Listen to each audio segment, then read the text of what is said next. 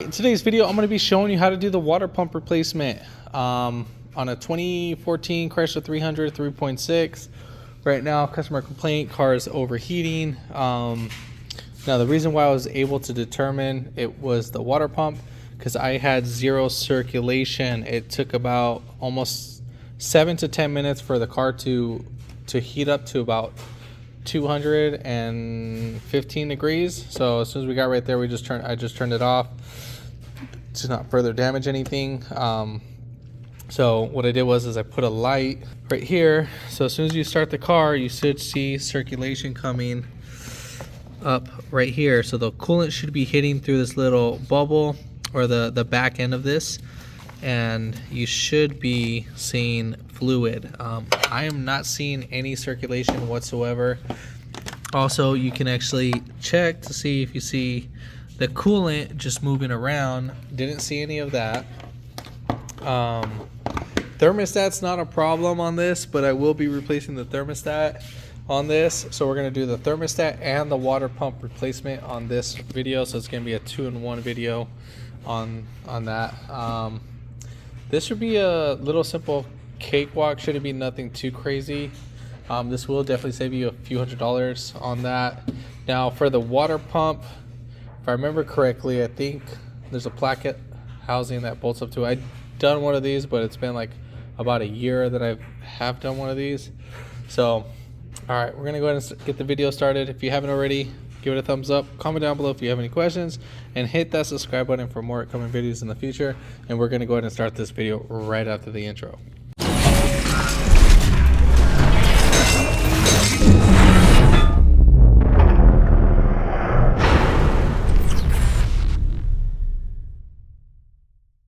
First things first, we're gonna go ahead and lift up our engine cover. So we wanna make it easier. So you're just gonna pull, lift up, and move that out the way. All right, so next up, we are gonna be removing our air filter housing. The whole piece. I'm gonna try to take off the whole assembly altogether, and then we are gonna loosen it up right here at this throttle body, and then this is a 8mm, or you are going to be using a flathead for that. And then also we have our air intake temperature sensor, and then we're going to take off this 8mm bolt, and then we're going to pop off our PCV hose so you can twist and then just break it free from the housing, and then we should be able just to pull up and lift this whole thing up at once. All right, and then again we're gonna loosen up this, and then we'll just swing that out the way, and then we'll take out the whole intake box together. All right, so now we're gonna have easier access to our water pump. What's going on? We are seeing some coolant residual that's going on over here. We are going to go ahead and replace this hose. This hose has a cut that I can see. You saw that right now. So it's literally leaking coolant as we speak. All right. So we're going to replace that hose, and then the lower radiator hose seems fine. I'm not going to really stress that out. And then yeah, the upper hose looks fine, but yeah, that's pretty much it on those for those hoses. So the way I'm going to drain the fluid, we're going to go underneath the car, and then we're going to drain it. All right, so we're going to go ahead and take off our splash shield. You can lift it up on the actual side right here. What I would recommend you to lift it up at the actual controller arm. Let's see. Yeah, I would recommend to lift it up right there. If you have some ramps, then perfect. I mean, if not, then you can lift it up right here. There's actually a little spot for the pinch weld. So they have a little insert that's right in there with the plastic, and then just make sure you lift it up for this, follow this line, and make sure that your jack's actually in the center of that. And then from there, yeah, that's literally, all this side is meant for the lift. All right, so now that we're under the vehicle, so we got a couple bolts that we need to take off. They're gonna be some 10mm bolts. So coming from right back here, so we have 1, 2, 3, and 4 10 millimeters that we're gonna go ahead and take off.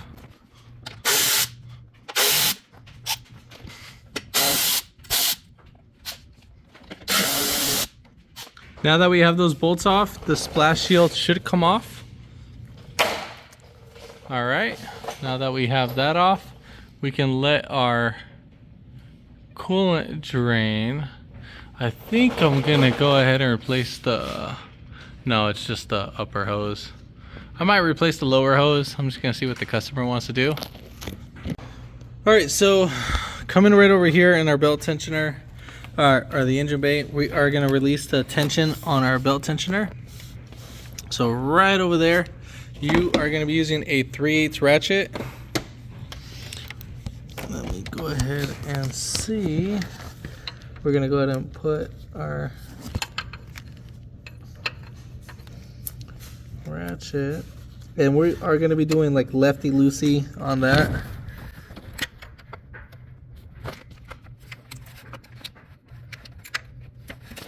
All right, so once we release the tension, God, the sucker's on there tight. All right, so I release the tension, and then we're gonna go ahead and slide off the belt. So I'm just gonna go right here and just grab the belt with my index finger and just slide the belt off. And then from there, just be careful with your fingers. Do not let go of the actual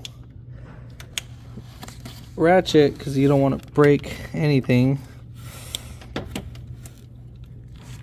All right, so just gonna wiggle this back and forth. All right. So go ahead and remove your belt. Now, if you wanted to replace your belt, now would be the time. I'm just gonna leave the belt to the side, but that belt's not that old. All right, I am gonna go ahead and remove the thermostat housing. So we have 2 10s, so we'll take off those. We have one up on top and then one just down below. And make sure you have something to catch the coolant.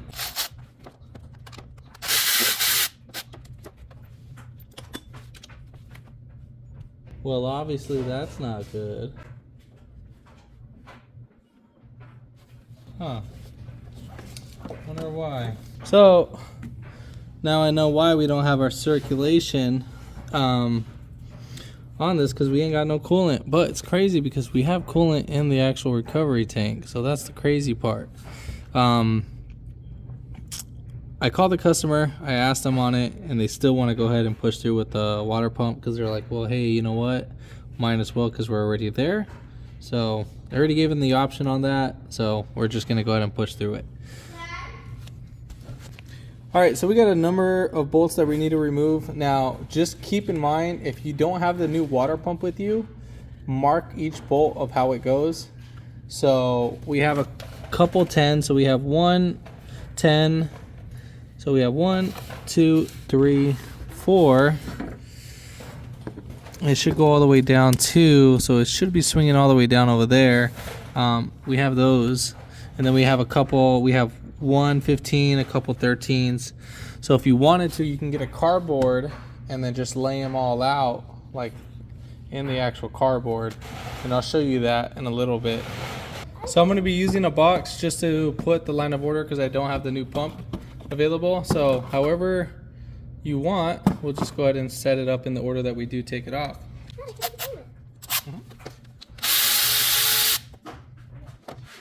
Or you know what, I think you can actually leave the bolts in there because these ones have the seals. So we'll just leave the bolts in there for right now.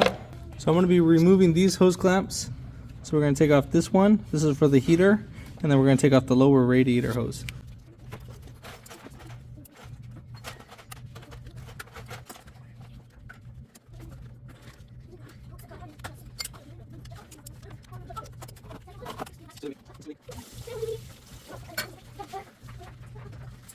So what I'm doing right here, if the hose is actually stuck on the actual water pump, what I'm doing is I'm using my pliers and I'm actually just squeezing the hose, and I'm trying to spin it, break the hose free from the actual,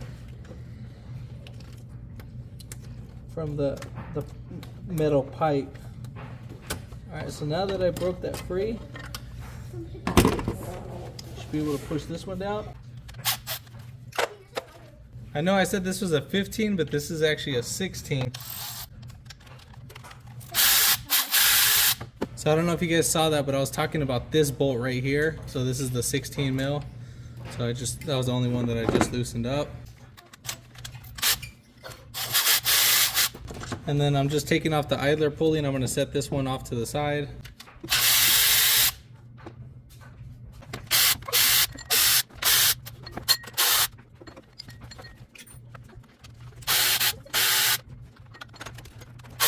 All right, so I have all the bolts loosened up, and we're just gonna go ahead and slide the water pump. I grabbed the bottom of the pipe, and literally you're just gonna pull. I have all the bolts still on, and we're just gonna just pull everything out. Try not to tilt it.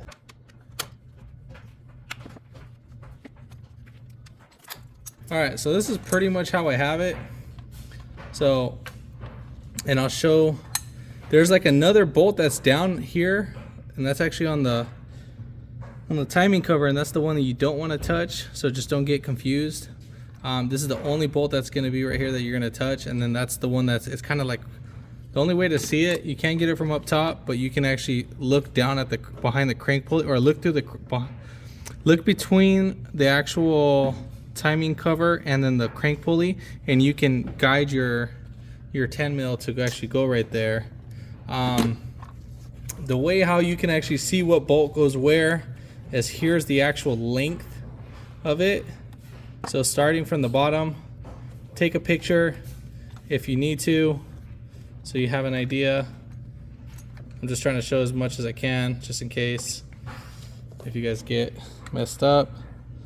So pause that, and then at least you guys have an idea.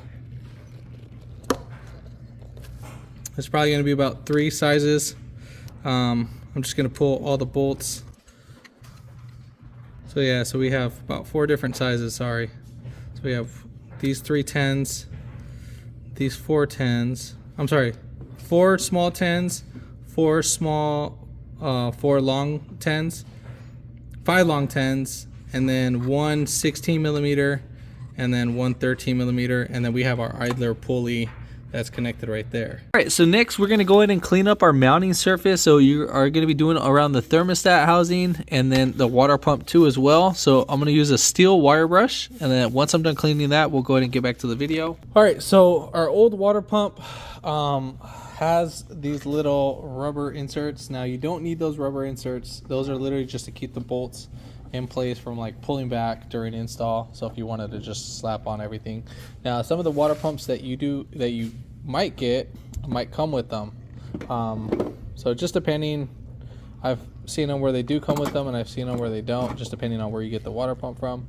But pretty much all we're gonna do is that we're gonna just transfer the bolts. So just pay attention to how you transfer. So we're just gonna leave all the old bolts on the old pump, and then we're just gonna, one at a time, just switch a bolt. So we're gonna start off with the, let's just say whatever one you want to start off with. I'm gonna start off with the 10, and then the 16, 13, and then all the 10s, and I'm just gonna go in order. Probably the one that's gonna be the most hardest is gonna be this one to get to by hand. But I mean, really you just use your extension on that. But I mean, that's pretty much going to be a walk in the park. So we're going to hand thread in all of these, and then I'll get you the torque specs right after that. So for the gasket, for the water pump gasket, here it is right there.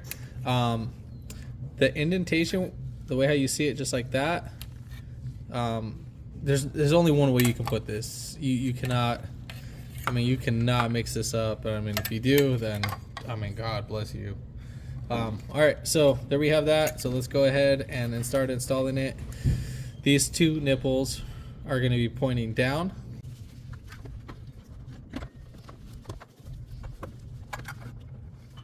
So first thing what I'm going to go ahead and do, again, I'm just going to start off with my top bolt. And then I will put one more bolt. I'm going to get the next longest 10. That's going to go right over here. So it's going to be on that side. So those are one of the longer screws. Now that'll help me do the install and keep the water pump gasket in place. So let's go ahead and insert it. Now remember, we're just only doing hand tightening first. And as for the rest, we're just going to go ahead and start putting on our bolts. Make sure that the water pump stays free. Like you haven't fully snugged down any of the bolts. I still have the water pump loose. Now the reason why I do that, just in case of the water pump gets too tight, one of the threads on one of the bolts might not go in as smoothly as it should. So that's why I just do that last.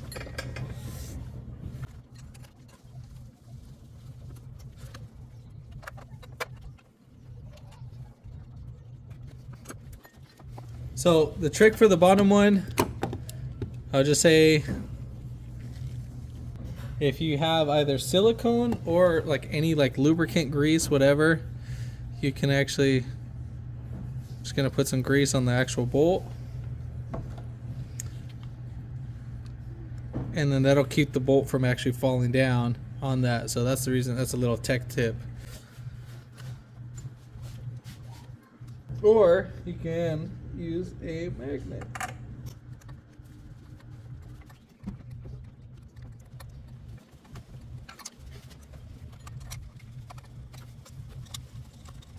All right, so for the water pump, go ahead and pause this, and then this is the tightening sequence. I'm not gonna do it like that, so just in case, if you guys are pretty particular in that sense, just go ahead and tighten it down like that. So, all right.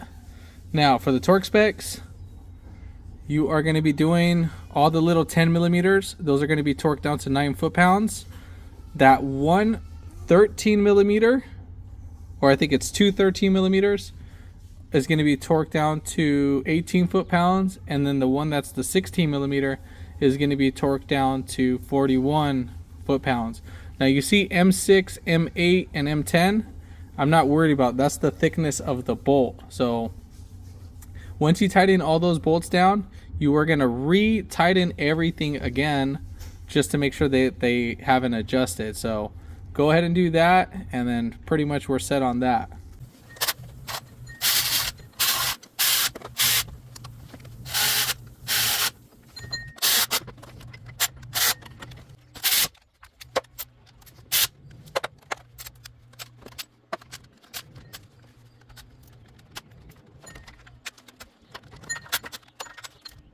All right, so now we're gonna go ahead and put in our idler pulley.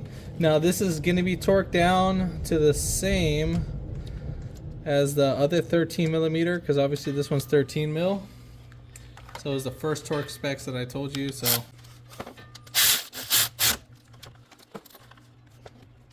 all right, so I'm gonna replace that lower hose, the heater hose. Now basically I went into the auto parts store and I kind of find one that was almost close to it. So obviously I'm gonna have to stretch it out just a little bit, just enough, but I think this should suffice and be enough. So obviously I'm gonna have to cut it just a little bit. Now the part number for that one is gonna be Echo 92578. I don't remember how much the cost was. I just grabbed it at the auto parts store. All right, so let's go ahead and see which one's which. All right, so we're gonna have that. So I'm gonna go ahead and cut this up. Just use your old hose as a reference, and then we'll just get it as close as possible. All right, so got it cut up as close as possible. So let's go ahead and see if this will be a match.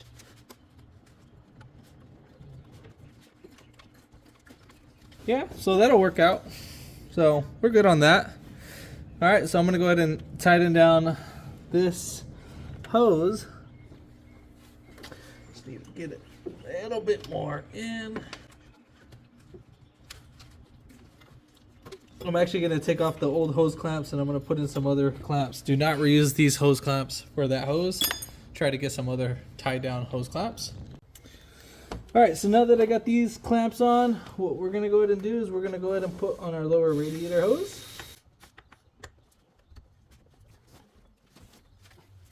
So for the lower radiator hose, since we're going to be reusing the clamp, it's going to have some imprints. So you need to make sure that the clamp actually lands in the same place. So you can see our little notches on our wing.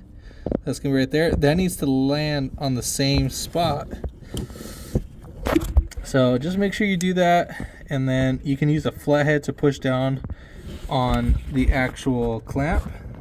All right, so, oops, sorry. I'm just going to go ahead and swing this right over.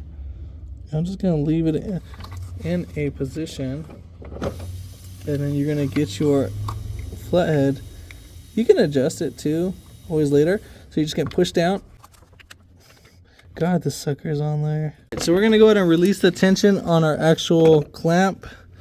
So I'm just going to put the clamp in a certain area, just where kind of I want it. We are just going to kind of get it in the time being. So I'm going to use a pick. And then you're just going to pull back. Just like that.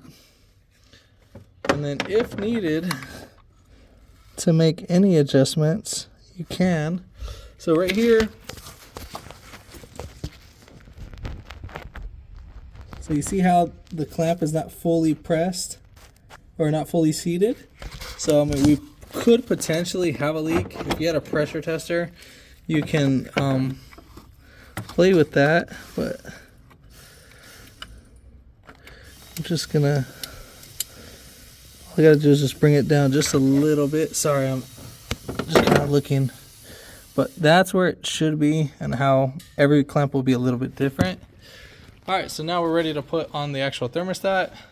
All right, so now we're gonna put on our thermostat housing. I'm using Molly part number right here, wherever it is. I don't even actually know the part number to this. It's probably this T1 right here, the T1 235.95. So that's the part number. All right, so now we're gonna go ahead and torque these down. You are gonna be torquing down these bolts to 9 foot-pounds or 106 inch-pounds. So make sure that your gasket is on here. Make sure it's fully seated.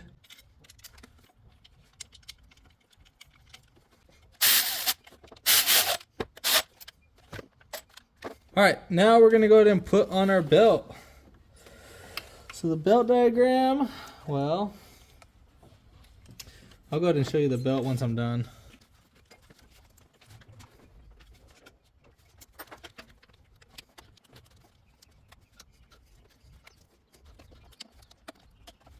Now I always say it's easier to slide the belt onto a smooth pulley like the water pump, just because the grooves make it a little bit more difficult. So make sure that your belt is fully seated on all the grooves. So like right here, our belt is actually going to slide right off.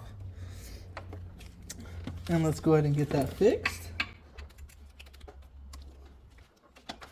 So this is the correct way to have the belt between. You need to make sure that this is not sitting on any lip. So that's correct.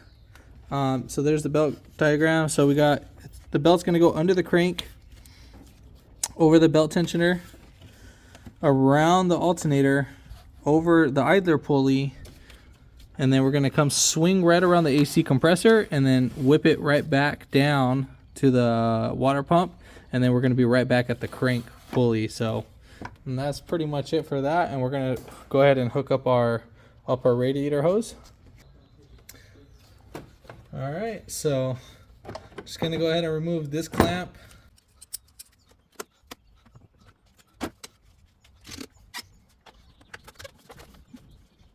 Now again, we're going to go ahead and release the tension. And the way I'm releasing the tension is just by swinging, just pulling back. And then I'm going to go ahead and adjust it to where it needs to be. All right, perfect. Now that we have that already set, we are going to be opening up our bleed screw Now as we open this up, I'm gonna recommend you to do one thing. So this has a little O-ring. Get a little bit of grease and just lubricate that O-ring. Now the reason why I'm gonna lubricate this, because we're gonna bleed the cooling system, and when this gets too hot, it's gonna make it harder to remove and install. So you're just gonna go ahead and swing it closed, open it, swing it closed, and then we'll go ahead and loosen it, the bleed screw, and then we're gonna go ahead and add our coolant. Now don't put on the splash tray yet.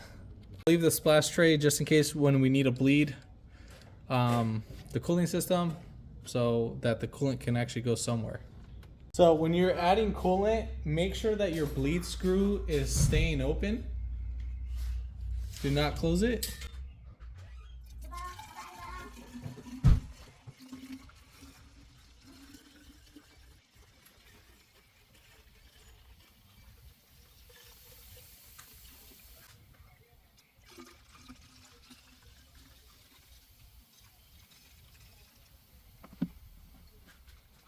And I think you're just pretty much gonna need about like just close to 2 gallons on this one. The whole system does take about 10 quarts, so it's about 2.5 gallons. So you can see we're starting to push out coolant from the bleed screw. You're gonna keep adding it till all the air comes out.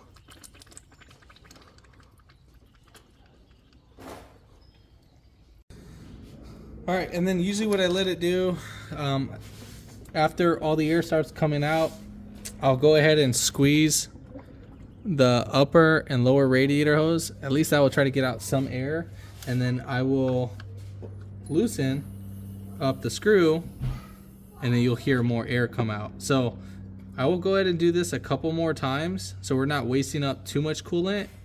So leave it closed, because obviously we have a bleed screw in the thermostat housing, so the air is gonna work its way to the bleed screw, and then work its way to the bleed screw. There is a little check valve on the actual thermostat.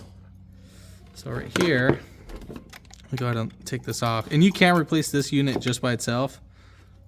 Am I crazy? Or no, I guess this one doesn't have it.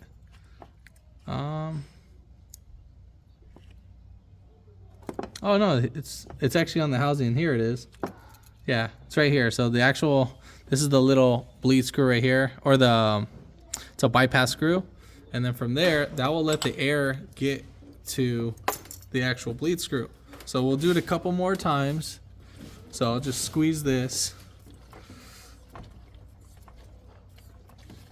and then you let it sit for a little while.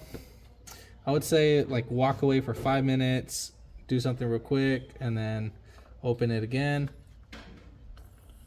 You can hear all that air that's coming out. So repeat that process just a couple more times on that. I mean, the more air you can get out before starting the vehicle, trust me, a lot more better. A lot more better. And then we'll go ahead and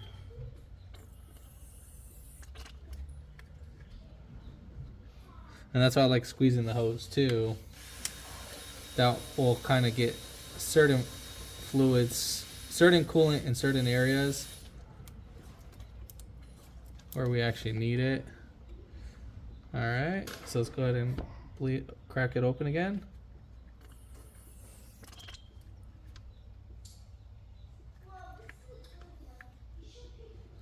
And don't be wiping down your area as you're going back and forth until you're done actually bleeding up the cooling system, because you're just going to be wasting rags and actual cleaning supplies.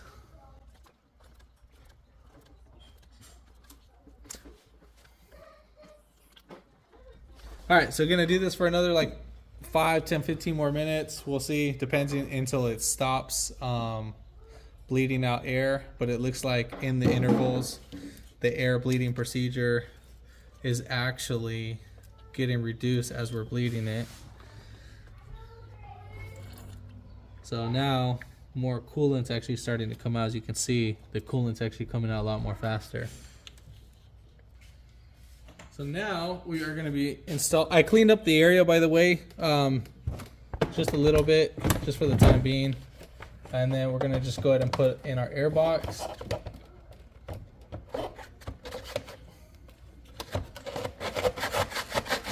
So first, don't forget to put in your sensor wire, your intake air temperature sensor. And you can actually bleed the cooling system from right up here too as well, but just in case. Yeah, we should be good. All right. And then make sure that this housing is fully pressed in. And then don't forget to tighten down this bolt.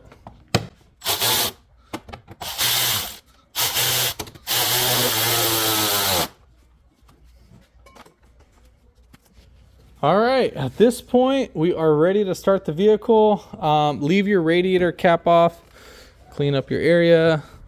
So just make sure that everything looks great. So I'm gonna go ahead and start up the car. See if we can start it like this. All right, so coming on the inside, we're gonna go ahead and start the vehicle.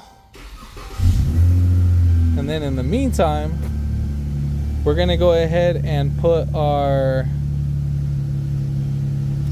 cooling system. So let's go ahead and put on our climate. And then we're gonna switch everything to hot. And then just have it on the actual facing towards us. And then we'll go ahead and pay attention to make sure everything's actually pretty set on. So keep an eye on your actual coolant temperature. Now we can actually cycle through, I think it's vehicle info. We're gonna go ahead and press OK. And then we are gonna go for coolant temperature. So right there. So once we start registering the actual coolant temperature, we should be good. So right now we're at 100 degrees Fahrenheit, or minus 100 degrees Fahrenheit. So as you accelerate, you should feel a little warm.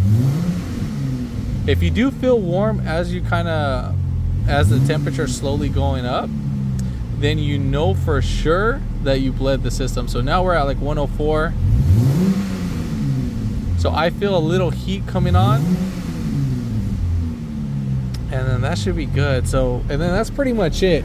And obviously, if you need to keep bleeding off as needed, go ahead and do that. So pay attention to right here.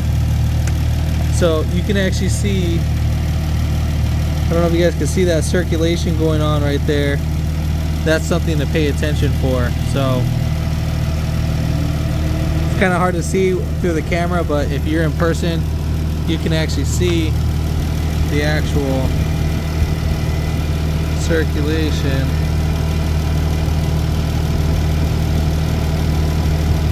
Let me adjust this. There you go, you can actually see it. So you can see that little string that's shooting out. Yep, that's it. That's what we're looking for.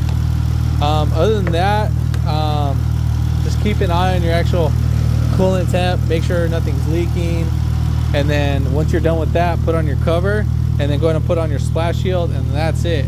If this video helped you out, give it a thumbs up, comment down below if you have any questions, and hit that subscribe button for more upcoming videos in the future. And thanks for watching.